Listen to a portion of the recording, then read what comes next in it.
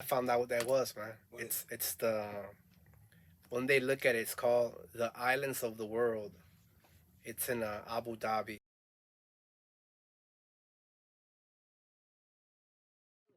Hey, listen. Mine was severe. Listen. Hey, I used to cough all the time. Listen. Okay. What are we doing here? Okay, let me get him out. You a doctor? You're not a doctor. What are you doing? But Christine, look up how many people have asthma in America. Asthmatics. Asthmatics in America, and say how many, the average of babies being born. They say it's mostly Hispanics and blacks. Mm-hmm. There are actually like maybe at 50-50 how it was before. Asthma's an allergy, you know. I've struggled with my whole life, but I figured out how to take care of myself, you know. Mm-hmm. And then asthma's an allergy, right? So I take Benadryl. Okay. Benadryl makes you like sleepy, drowsy, but then it has a lot of chemicals that I think were instead of because it will prevent your body releasing the stuff. It just stops it. So I feel like I had something stuck, like in my saliva glands. Mm-hmm. So I stopped taking it. And what I did is I went for oil of oregano, P.2. Yeah, okay. I used to do oil of oregano. And what I do is I do 1 teaspoon. I put a drop of that oregano because 2 drops is a lot. It's strong. It's very strong. So you take 1, and I'm going to tell you, it's been 2 months already. I have not taken a Benadryl because I'm just, my allergies are so bad from dogs and cats, from, you know, the dirt, the pollution. That's why when I was in Seattle, oh man, Seattle has some of the best oxygen. It did? Yeah, when I was living over there, I did not use my inhaler for a whole year. Or at least one of them lasted me a whole year when I was over there. Let me ask you about Seattle though. I've always wanted to ask people a couple of things about Seattle. Okay, so do you truly get depressed in Seattle? I heard it rains a lot, and all the Pearl Jam or Nirvana videos seem to be under cloudy skies. Soundgarden. What do you? Okay, Soundgarden. Temple of the Dog. Oh, but Jimi Hendrix comes from there too. Jimi Hendrix does come from there. Yes. Very good. Do you guys remember the old song "My Posse on Broadway"? Oh yeah.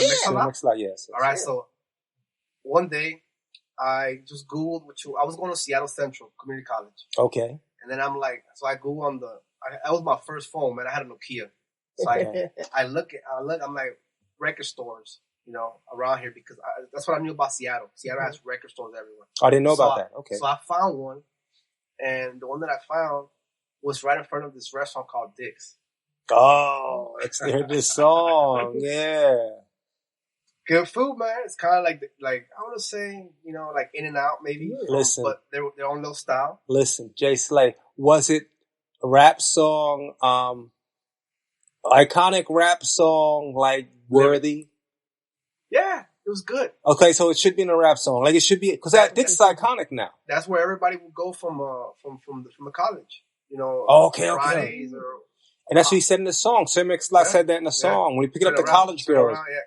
Stop and go to Dick's. Oh, yeah, okay, I like that. I hope my voice didn't sound too feminine, but you know. No, but that record, it was like old school record studio. They would still record on top. At the bottom, they had nothing but the records, you know, the old school records. Wow. I bought a bunch of classical ones. Like, what'd you buy? Mostly like Coogee rap stuff. Coogee rap, yeah. Rose to the Riches, Rikers Island. Rakim. Did you like Rikers Island? I didn't get that one, but I heard it. Did you? Okay, so EPMD. What's your favorite EPMD song? Man, I love EPMD. Here, let me tell you, before we get back to if you actually Seattle's depressive, since we're not going to answer that right there. But no, don't you cut me off. Don't you cut me off, Stace. Like, let me finish my conversation. Because I saw you getting ready to cut me off. I saw it. I saw it in your eyes, and you wear sunglasses. Okay, so I was at a concert at a college in Pennsylvania. EPMD was there. And I had never seen EPMD. They came out on stage and I was like, oh, for all you, like new kids, EPMD, you never hear about them. You won't even listen to their music. Google EPMD. They were original hip hop groups at early 90s. Eric B. and Rakim. EPMD, I think, is a little after them. But, so EPMD comes out. They rock. The audience goes crazy. So then EPMD goes, I think Eric Sermon. He says, yo, we got this new band. They're coming out. You guys are really going to like them. The band comes out and gets dissed. They get booed off the stage. Now listen to this closely, everybody who's listening. If you're pursuing a dream, if you're pursuing something, please listen to the next words that I'm about to say to you. They come out and get booed mercilessly, horrible. You felt bad for them. I was like, dang. Next year, the same group went gold. Guess who that group was? EPMD? No. The EPMD brought them on. Jay, are you listening to my story? No. Eric Sermon said, I got a new band coming out. So you were on your phone. I saw you on your phone. The Beastie Boys. Not Jay. Okay, you answer no longer now. You were cut off from answers. And you're trying to Google the answer. Hey, okay, so I'll just say it real quick. It was DOS Effects. Microphone checker, which we'll get to that in a second. DOS Effects went to be platinum. Iconic rap stars they probably haven't heard about today. But if you want to know what DOS Effects was like, see Migos. Because when they say you can't understand Migos, it was DOS Effects. Just the South gets no props when it comes to hip hop. Migos is doing nothing different than DOS Effects did. Warlords of the Underground. But for some reason, because they're Southern guys from Atlanta, they don't get that, or they don't get that New York cachet. What's good about Los Angeles, and hopefully we'll jump off this hip hop thing soon, is LA never wanted that New York cachet. We don't need it. We don't want it. Keep your hip hop. Keep it there. We got our own thing. We're not trying to be New York. We're the West. But the rest of the country was not like that. The rest of the country looked up to New York, but still loved LA. When I was in Florida, Florida, they loved LA. They loved all Snoop, Dre. They didn't like the East Coast. They did not like the East Coast. I always like the East Coast, man. Well, they didn't like the East Coast because of the East Coast attitude. When you meet people from Los Angeles, they don't come to your city and make you feel less than you are. They just say, hey, where are you from? I'm from LA. Oh, cool. You want to go smoke some weed? That sounds so corny. But when you're from New York and the East Coast, where are you from? You're from Brooklyn, yo. You from Brooklyn. You soft. Your whole town is country, yo. Outside in your country, yo, I think I might just overtake all your girls. Yo, where your mom's at, yo? I want to kiss your mom's on her mouth. See, that's how East Coast people are. And people don't like that. Like other people, because when you start to go around the nation, there's nothing different from Brooklyn than Watts. There's nothing different from Compton to North Philly.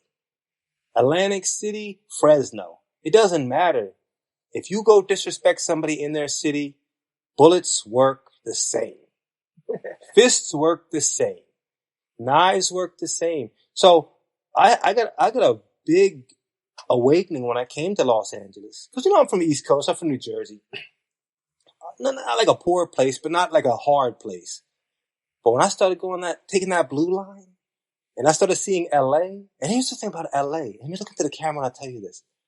You can catch it by people you never even knew existed. Like a Samoan. I never met a Samoan. But when I did meet Samoans, I'm like, man, these are some people I never want to mess with in my life. Like they're like Puerto Ricans on steroids. It's like crazy. It's like, so LA is just one of these places where people are they're very proud of who they are, but they got their own cliques and it goes deep and they're laid back, but man, they bring it to you.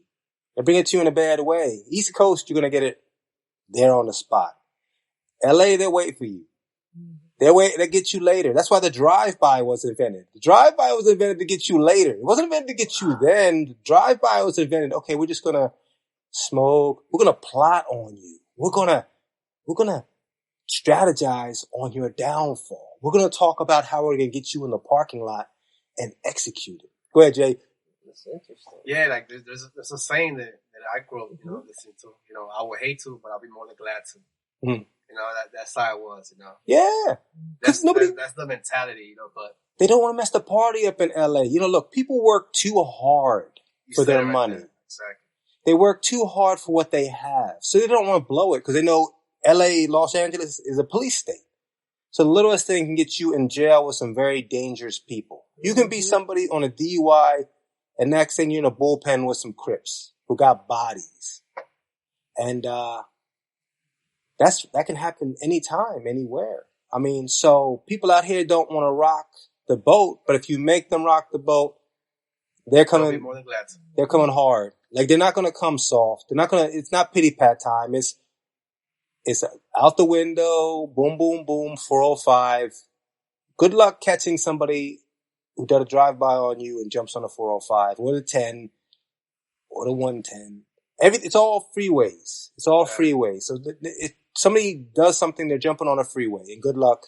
They said that we have cameras on these freeways, but Well, I mean, then the incentive is no disrespect to the police because we need police, but are they really going to put their invested time into solving a murder of somebody who was bothering some gang members at a hamburger shop because you want to be a tough guy? No, it's all paperwork to them, They don't care, and and if it doesn't add to the jacket, which advances them to detective or anything, why should they care? But what you said about the whole freeway stuff is interesting because when I was 10 years old, it was like a Friday. We'll come back from the park playing basketball, and then I went into the house. My brother-in-law and 3 other friends, they went to. So I lived in it was like an alley, but it was a dead end. Oh. The only thing that was separated was actually the freeway. Okay. So that time, I went home. I was hungry, started eating, and then all of a sudden I hear shots. It's exactly what you said. They rolled by. They saw people there. They're like, we could pull up close to the freeway where they're at and just come down. Well, all they separated was like some trees and maybe like a little hill. They did that and they just let loose. And they killed one of our like closest friends. Like this guy was like the nicest guy in the world. His name was Oscar. Oscar, okay. Yeah, but he had a name. His name was Cloak. Cloak, I like that. He was